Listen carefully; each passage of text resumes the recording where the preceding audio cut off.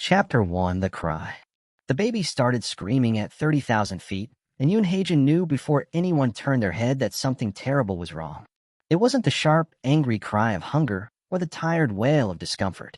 This sound tore through the cabin like a blade, ragged, panicked, endless. The kind of cry that came from a body that no longer believed it was safe. Haejin's fingers dug into the armrest. He kept his eyes fixed on the narrow strip of cloud beyond the window, counting his breaths, forcing his shoulders to stay loose. Not your business. Not your place. That rule had kept him alive for years. Around him, people shifted uncomfortably. A woman sighed. A man clicked his tongue in irritation. No one stood. The cry climbed higher. Haejin swallowed hard as the suppressants he'd taken before boarding burned bitterly at the back of his throat. They were failing. He could feel it already, the soft ache behind his eyes, the faint loosening of the walls he'd built around his scent. Then it hit him. Alpha pheromones. Not one, two. They rolled through the cabin in heavy waves, dense with authority and violence barely leashed. Haejin's heart skipped. His omega instincts recoiled and leaned forward at the same time, confused, alarmed. Twin alphas. He didn't need to look. Everyone on the jet knew who they were. The Seo brothers. Power sat around them like a loaded weapon. Seo Jaekyung's control sharp and precise. Seo Jaewon's presence raw and watchful. Men whispered their names in back rooms. Never aloud, never safely. The baby screamed again, choking on the sound. This time, Haejin looked.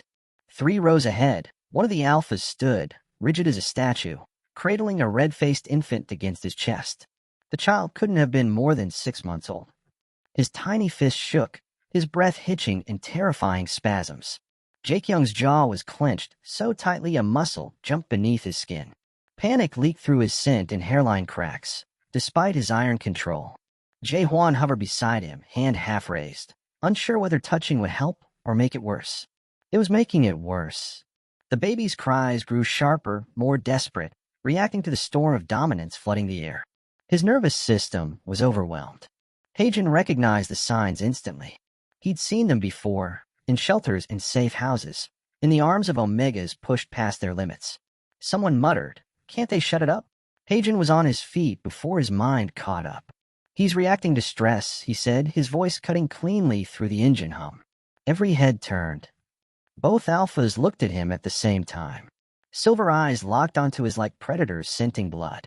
"You're an omega," Jaekyung said. It wasn't a question. It was a verdict. Haejin nodded once. "Yes."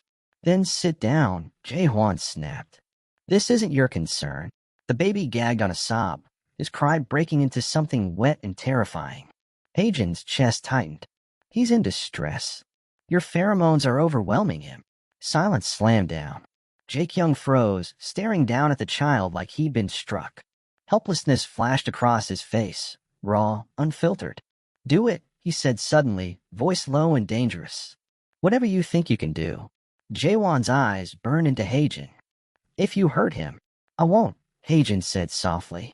He approached slowly, hands visible, body angled away. He stopped 2 steps away, lowering his gaze, not submission, but gentleness. "May I sit?" he asked. Jaekyung jerked his chin toward the seat across from him. Haejin sat.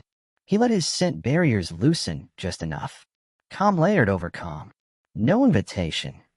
No seduction. Just safety.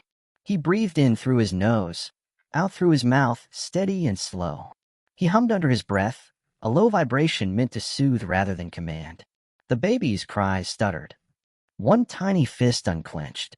His breathing hitched, then slowed. The silence that followed felt like a thunderclap. The child sagged against Jaekyung's chest, exhausted, eyes fluttering shut.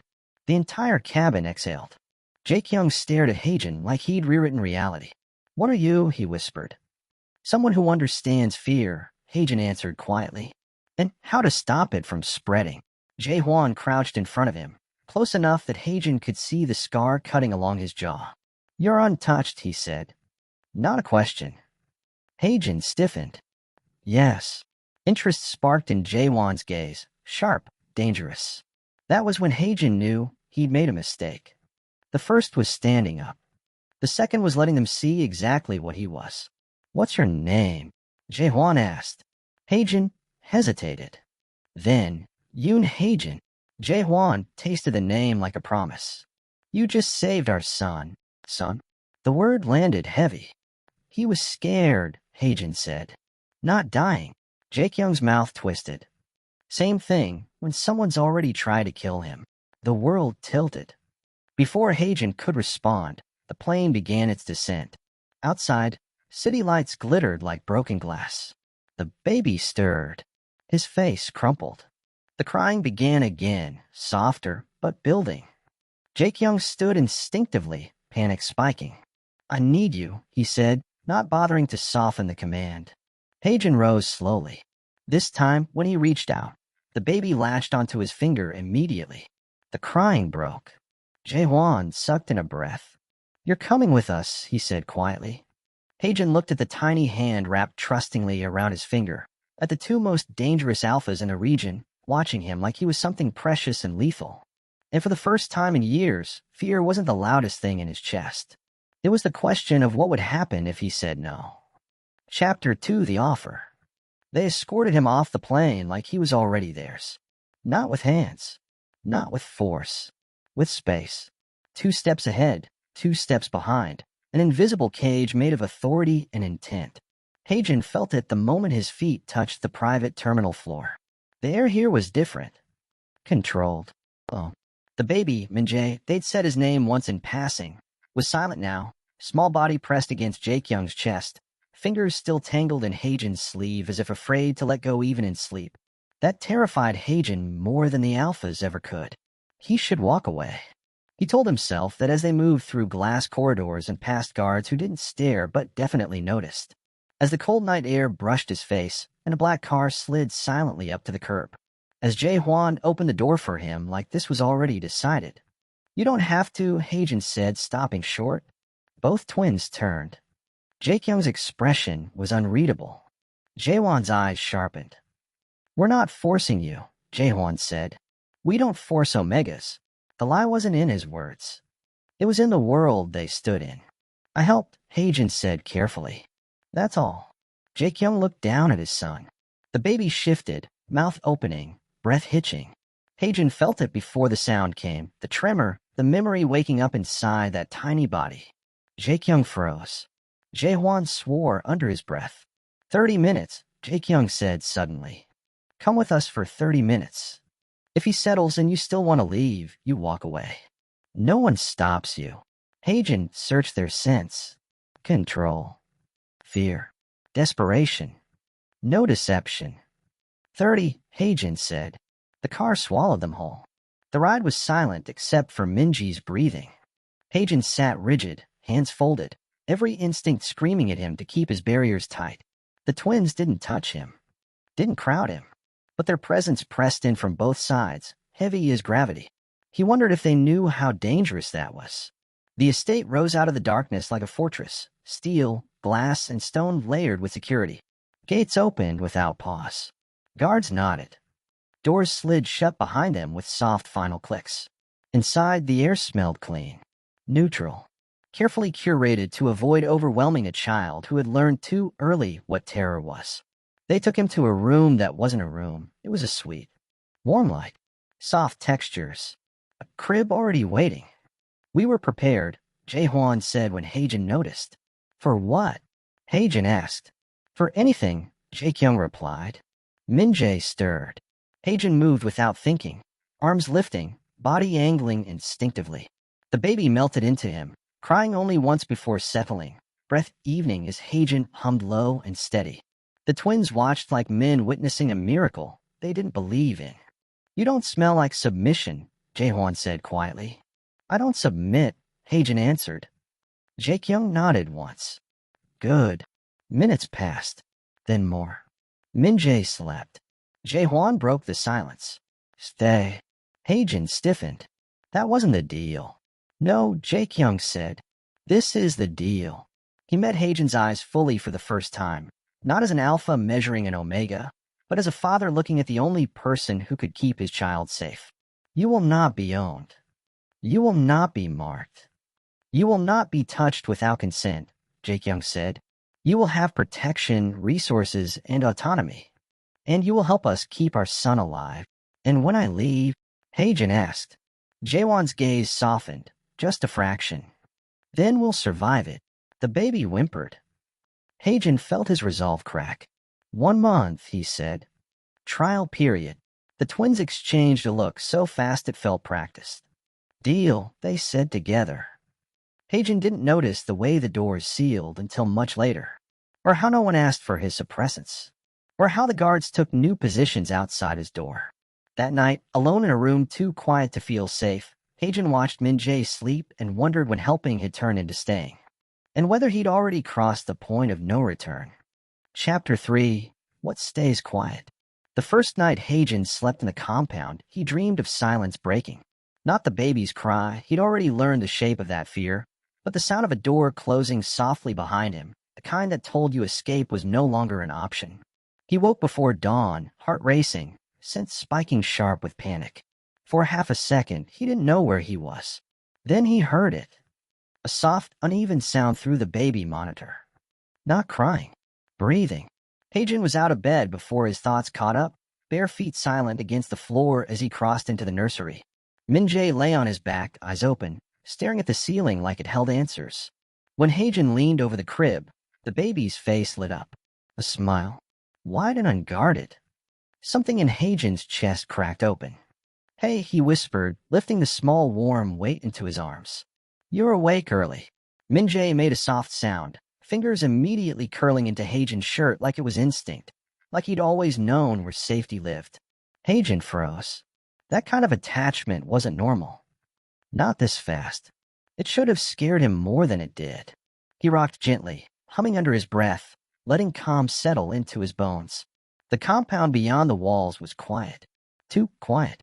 The kind of quiet built on layers of surveillance and threat. Good morning. Haejin turned. Seo Jae-kyung stood in the doorway, hair loose, sleeves rolled up, looking less like a syndicate ruler and more like a man who hadn't slept. He didn't step closer. Didn't invade the space. Haejin noted that. Filed it away. He woke on his own, Haejin said. No panic. Jae-kyung exhaled slowly, like that mattered more than anything else. That hasn't happened in months. Min-jae shifted, gaze flicking toward his father, then back to Haejin, conflicted. Jae-kyung stilled completely, as if even breathing might tip the balance. Haejin adjusted his stance so Min-jae could see them both. Good, Jae-kyung murmured. You're good for him. Haejin didn't answer. Because good for him was how it started last time. The days settled into a rhythm that felt unreal. Haejin learned the compound's layout without trying. Where the cameras were, which guards rotated shifts, which hallways stayed quiet. The twins never restricted him outright, but freedom here came wrapped in invisible lines. Min-jae slept better. Ate better. Laughed. The first time he laughed, really laughed, Jae-hwan stopped mid-step in the hallway like he'd been struck. What did you do? He demanded. Haejin blinked. I made a stupid face. Jae-hwan stared at the baby like he was seeing him for the first time. That night, over a meal Haejin barely touched, Jae-hwan studied him openly. You don't smell afraid, Jae-hwan said. I am, Haejin replied calmly. Jae-hwan's mouth curved. Then you're brave. No, Haejin said. I'm careful. The third night it happened. Haejin woke to movement. Not the baby. Him. Presence. He sat up sharply, scent flaring before he could stop it. I'm not here to touch you. Jae-hwan's voice came from the chair near the window, low and steady. He was fully dressed. Alert. You were crying in your sleep. Haejin swallowed. You shouldn't be in here. You shouldn't be reliving nightmares alone. Silence stretched tight. I don't need comfort, Haejin said. Jae-hwan leaned forward, elbows on his knees. Neither did we. Until we did. Haejin looked away. You flinch at doors, Jae-hwan continued quietly. You choose corners. You regulate before anyone asks. That's not instinct. That's learned. Haejin's fingers curled into the sheets. Who taught you to be afraid? Jae-hwan asked. Enough, Haejin snapped, scent spiking sharp with warning. Jae-hwan raised both hands immediately. Okay. He stood, backing toward the door without turning his back. But before leaving, he said softly, "If someone comes looking for you, they won't find you unprotected." The door closed.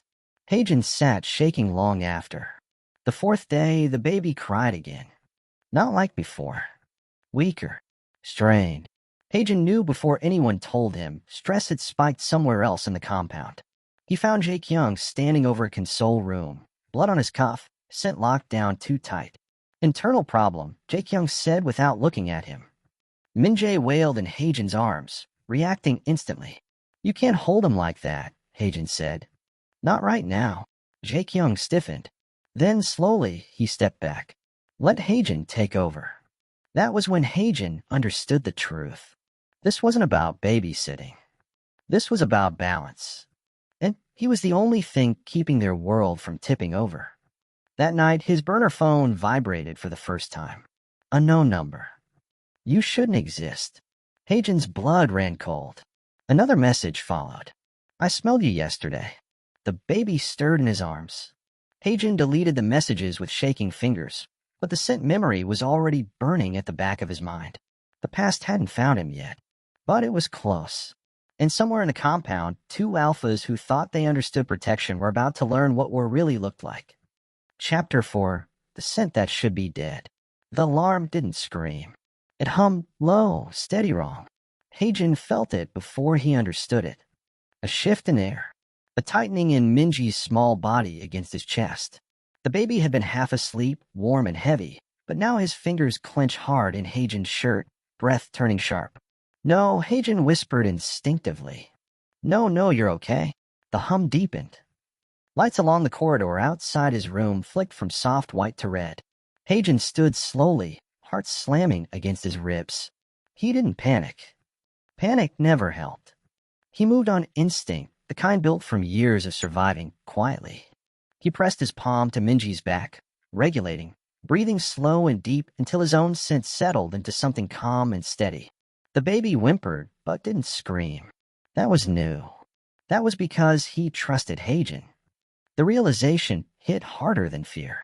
The door opened without a knock. Jae-hwan stood there, gun already in his hand. "Haejin," he said, voice controlled but tight. "We need to move." "What happened?" Haejin asked. Jae-hwan's jaw flexed. Someone breached the outer perimeter. Haejin's blood ran cold. Min-jae let out a thin, broken cry. Jae-hwan froze when he heard it. His sense spiked just a fraction, and the baby reacted immediately, trembling. Haejin turned away slightly, shielding Min-jae, lowering his own barriers completely. "Control it," Haejin said quietly. Not accusing. Not afraid. Just firm. Jae-hwan shut his eyes for half a second.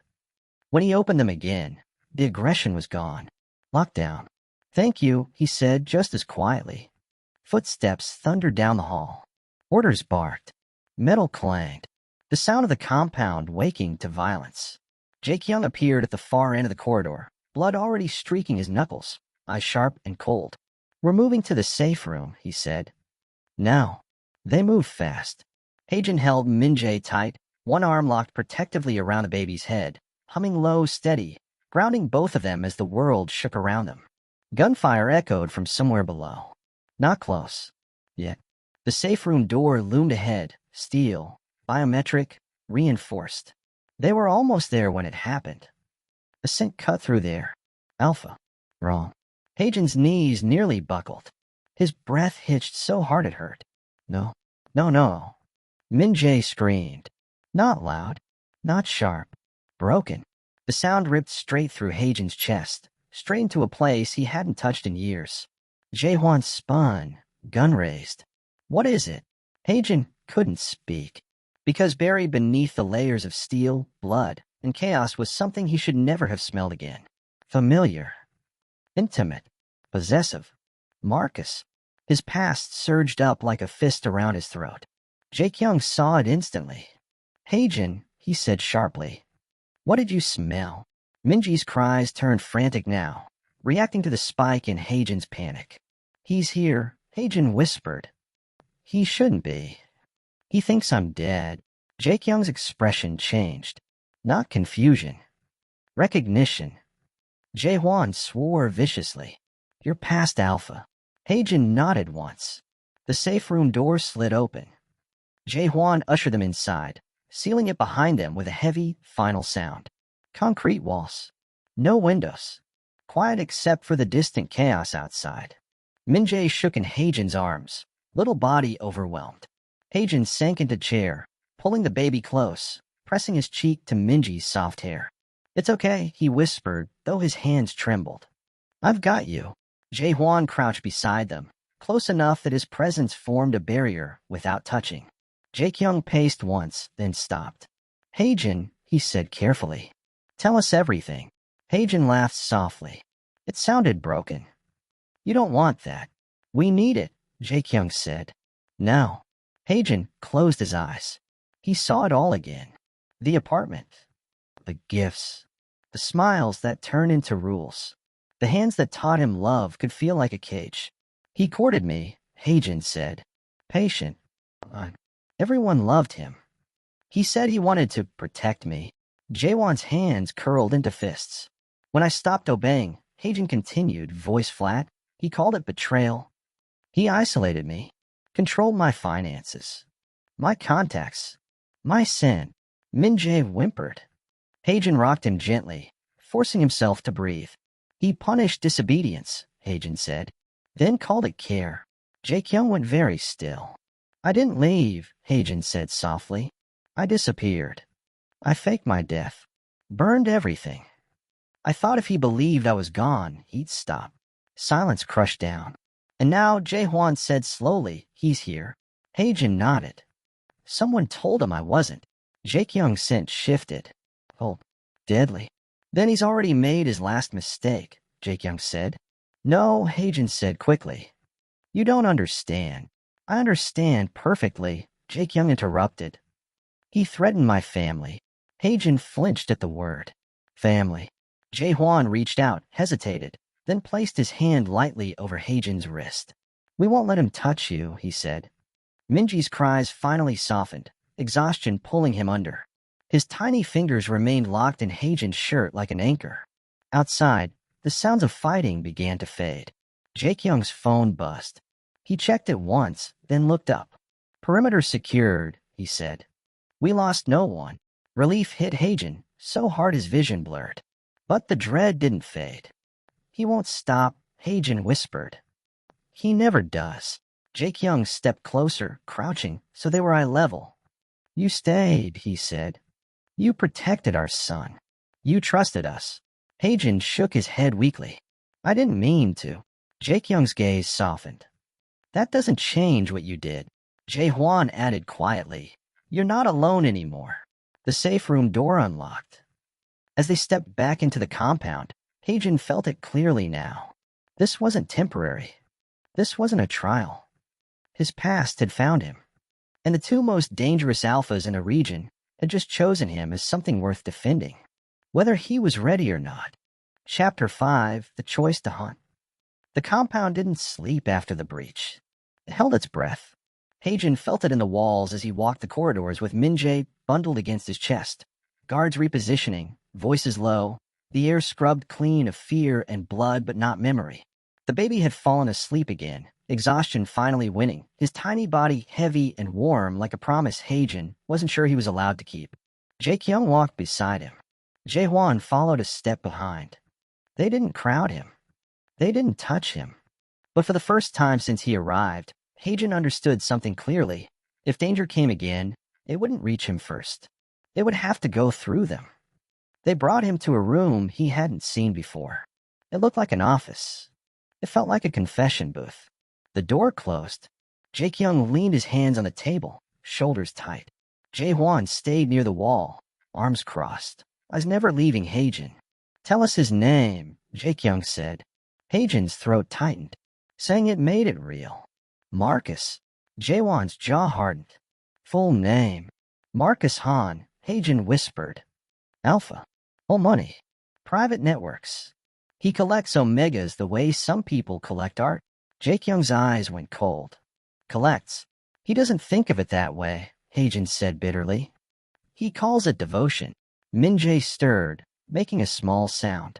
Haejin instinctively adjusted his hold, lowering his scent, grounding both of them. Jae-hwan watched the movement closely. He tracked you by scent. Yes, Haejin said. He always said you can erase records, not biology. Jae-kyung straightened. Then we erase his reach. Haejin looked up sharply. What does that mean? It means, Jae-hwan said calmly, that we don't wait. No, Haejin said, panic flaring. You can't just, if you provoke him. Jae-kyung stepped closer. He already crossed the line. You don't understand what he does, Haejin said. His voice shook despite his effort to stay calm. He doesn't rush. He breaks things slowly.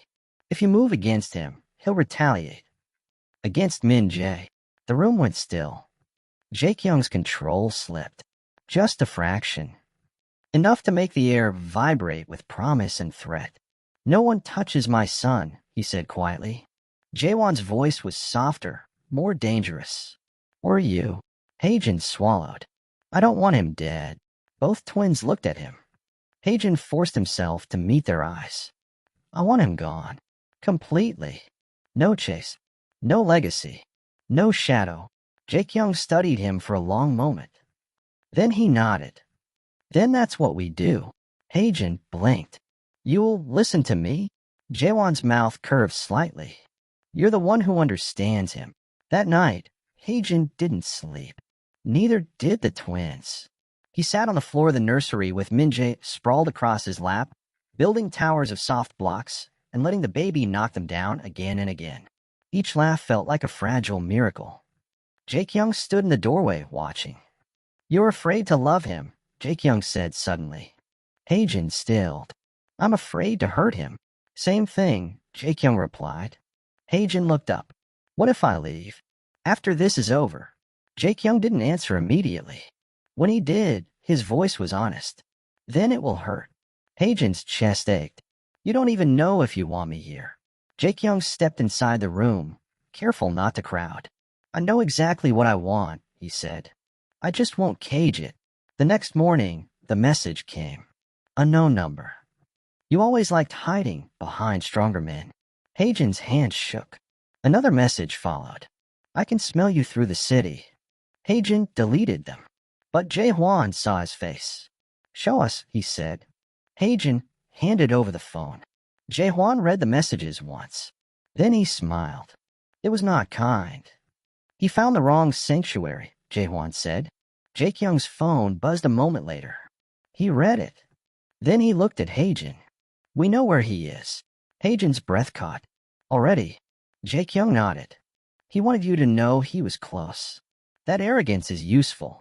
Haejin held Min-jae tighter. If you do this, Haejin said quietly, you can't do it for me. Jae-hwan frowned. Then who? Haejin met his gaze, steady despite the fear. For yourselves. For your son. If you do this because you think you're saving me, it becomes another cage. Jae-kyung exhaled slowly. Then he smiled, small and real. You're not a cage, he said. You're a choice. The compound buzzed with movement as plans were set into motion. Haejin stood at the window that night, Min-jae asleep in his arms, watching the lights flicker on across the estate. For the first time since he ran, he wasn't waiting to be found. He was waiting to see if he would be chosen. And somewhere in the city, a man who thought ownership was love was about to learn the cost of mistaking control for devotion. Chapter 6. When the Walls Bleed. The city didn't know it was about to lose a ghost. Marcus Hahn moved through his penthouse like a man already certain of victory, shirt unbuttoned, glass of amber liquor in hand, scent unapologetically dominant. He stood by the floor-to-ceiling windows, watching traffic bleed red and white below, smiling to himself. He could feel Haejin now, closer than ever. What Marcus didn't feel was the net tightening. Back at the compound, Haejin stood in the nursery with Min-jae asleep against his chest, every instinct screaming wrong. The air felt stretched thin, like glass under pressure. Jae-kyung crouched in front of him, fastening the last clasp on a discreet scent-dampening band around Haejin's wrist. This is not a bond, Jae-kyung said firmly. It's a shield. Haejin nodded. I know. Jae-hwan hovered by the door, checking his weapon, movements calm and lethal. He didn't look like a man about to kill someone. He looked like a man about to finish a task he'd accepted long ago. "You stay here," Jaehwan said. "Not a command. A plea." "I will," Haejin said. "But I need to know something." Jaehwan met his eyes. "If he begs," Haejin said quietly, "you won't listen." Jaehwan didn't hesitate. "No." Jae-kyung straightened. "And if he claims he still owns you?" "I never belonged to him," Haejin said, voice steady. "Not once." Jae-kyung's gaze softened. "Good. Then this ends clean." They left without another word. The first sign something had gone wrong came an hour later. Min-jae woke screaming. Not the soft, frightened cry Haejin had learned to soothe, but a sharp, panicked wail that tore straight through his chest. Haejin dropped to the floor immediately, pressing the baby close, lowering his scent fully. "It's okay," he whispered. "I'm here. I'm here." But Min-jae didn't come. Haejin's heart slammed. This wasn't proximity panic. This was distance. Something had shifted. The lights flickered. The compound alarm didn't sound, but the silence that followed was worse. Haejin stood, Min-jae clutched tight, and moved toward the door just as it opened. Blood. Jaehwan stood there, shirt torn, blood soaking one sleeve. Haejin froze. "Where's?" "He's alive," Jaehwan said immediately. "So is Jae-kyung." Relief nearly took Haejin's knees out. "But Marcus triggered a secondary plan," Jaehwan continued. "A dead man switch. He sent your location to 3 buyers." Haejin's blood went cold. Min-jae screamed louder. Jaehwan stepped back instinctively, controlling his scent even through pain. "We stopped the signal." Mostly. Haejin echoed. 2 locations canceled," Jaehwan said. "One wasn't." Footsteps thundered down the hall. Jae-kyung appeared, face bloody but eyes razor-sharp. "We have 20 minutes," he said. Then someone very motivated comes knocking. Haejin didn't think. "Then we don't stay," he said. Both alphas stared. "You said you'd protect him," Haejin continued, voice shaking but fierce. "That means movement, not walls." Jae-kyung's mind worked fast. "Safe house B." "No," Haejin said. "They'll expect that." Jaehwan's eyes narrowed. "Then where?" Haejin looked down at Min-jae, at the small shaking body that trusted him without question. "My scent," Haejin said. "It's what they're tracking." "Let me burn it." Jae-kyung stiffened. "That would hurt you." "I've survived worse," Haejin said. "And I won't let him inherit my fear." Silence stretched. Then Jae-kyung nodded once. "Do it." They moved fast. In the secure chamber beneath the compound, Haejin stood trembling as the suppressant diffuser activated, stronger than anything he'd ever used. Pain lanced through him, sharp and disorienting, as his scent burned down to nothing. Min-jae cried once, then stilled as Haejin forced himself to stay present, to breathe, to hold. Jaehwan caught Haejin, his knees buckled. "I've got you," he said, voice rough. For the first time, Haejin didn't pull away. The attack never came. By the time the buyers arrived, there was nothing to follow. No scent, no Omega, no child, just silence. At dawn, Haejin woke on a couch in a different wing, Min-jae asleep on his chest, small hand curled in his collar. Jae-kyung sat nearby, exhausted.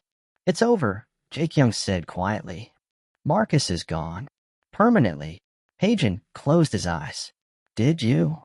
"Yes," Jae-kyung said. "He begged." Haejin felt something inside him finally loosen. Not relief. Closure. Jaehwan crouched in front of him. "What you did last night, burning your scent, that wasn't survival." Haejin looked at him. "That was choosing," Jaehwan said. Haejin glanced down at Min-jae, who stirred and made a soft, content sound. For the first time since the plane, since the cry, since the fear, the walls didn't feel like they were closing in. They felt like they were standing guard. Chapter 7, What is Chosen? The first thing Haejin noticed was the quiet. Not the tense quiet of locked doors and waiting weapons, but the soft kind. Morning quiet. The kind that existed when danger had passed, and the world was allowed to breathe again. Min-jae slept against his chest, warm and heavy, his small hand still twisted into the fabric of Haejin's shirt like a promise he hadn't learned how to break yet. His breathing was even. Peaceful. Haejin lay still, afraid that moving would wake him, afraid that waking him would remind the world how fragile this peace was. But eventually, Min-jae stirred on his own. He blinked up at Haejin, confused for a moment, then smiled. A real smile. What? Certain. Haejin's chest ached. Hey, he whispered. You're safe. Min-jae made a happy sound and pressed his face into Haejin's collarbone, inhaling deeply even though Haejin's scent was still faint, still burned thin. Somehow it was enough. The door opened softly. Jae-kyung stepped inside first, hair loose, posture tired but lighter than Haejin had ever seen him. Jae-hwan followed, carrying 2 cups of tea like this was a normal morning and not the aftermath of war. They stopped when they saw Min-jae awake. Jae-kyung's entire body softened. Jae-hwan exhaled a breath he'd been holding for days. Morning, Jae-hwan said quietly. Min-jae lifted his head and reached out. Not to them. To Haejin. Jae-kyung swallowed hard. You don't have to stay in bed, Jae-kyung said, though his voice carried no pressure. But you can. Whatever you need. Haejin searched their sense. There was no dominance pressing at him now. No claim. No expectation. Just space. That scared him more than control ever had. They moved to the sitting area together. Jae-hwan took Min-jae carefully, holding him with controlled gentleness while Haejin settled onto the couch. For a moment, Min-jae protested, tiny frown, small sound, until Haejin brushed his fingers along the baby's arm. I'm here, Haejin murmured. Min-jae relaxed instantly. Jae-hwan froze. You see that? He asked quietly. Jae-kyung nodded. He's anchored. The word landed heavy. Jae-kyung turned to Haejin. You could leave now. Haejin stiffened. What? We said the choice would always be yours, Jae-kyung continued. The threat is gone. The compound is secure. If you want to disappear again, we will help you. Jae-hwan added. New identity. New city. No scent trail. Haejin stared at them. They were letting him go. No tricks. No leverage. No guilt. His hands trembled. And Min-jae? Haejin asked quietly. Jae-kyung's jaw tightened. He will survive. The lie wasn't in the words. It was in how much it would cost. Haejin looked at the baby, at the small boy who had learned safety in his arms, who calmed to his breath, who laughed when Haejin made ridiculous faces at 3 in the morning. He thought of cages disguised as love, of hands that took without asking, of running until there was nothing left to run from. I don't want to disappear anymore, Haejin said. Both alphas went still. I won't be owned, Haejin continued, voice steady. I won't be bound because instinct says I should. I stay because I choose to. Every day. Jae-kyung stepped closer, then stopped himself. We won't ask for more. I know, Haejin said. That's why I can say yes. Jae-hwan let out a shaky laugh. You have no idea what that does to us. I do, Haejin said softly. That's why I'm careful. Min-jae squirmed in Jae-hwan's arms, reaching again. Haejin took him back without hesitation.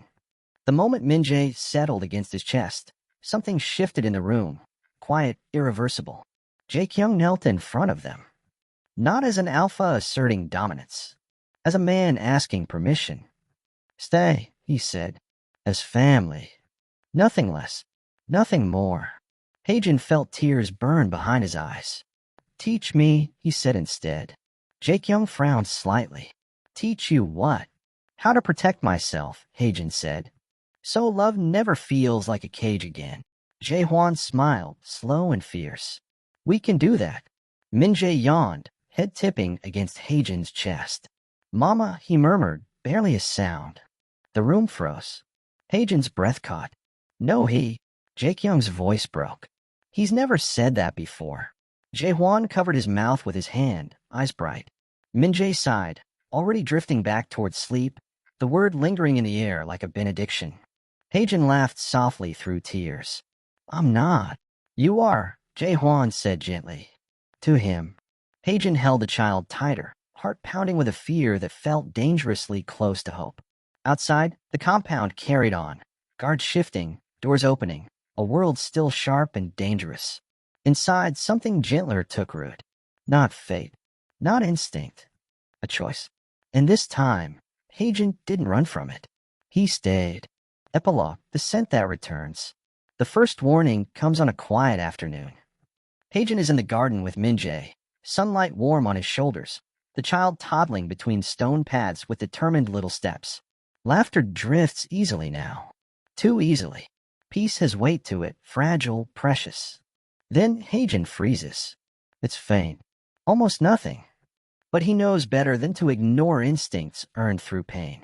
A scent brushes the edge of his awareness. Not Marcus. Not any alpha he recognizes. This one is unfamiliar, clean, disciplined, curious. Watching. Haejin's hand tightens around Minji's. Jaekyung feels it instantly. He looks up from across the garden, eyes sharpening, control locking into place. Jae-hwan is already moving, casual on the surface, lethal underneath.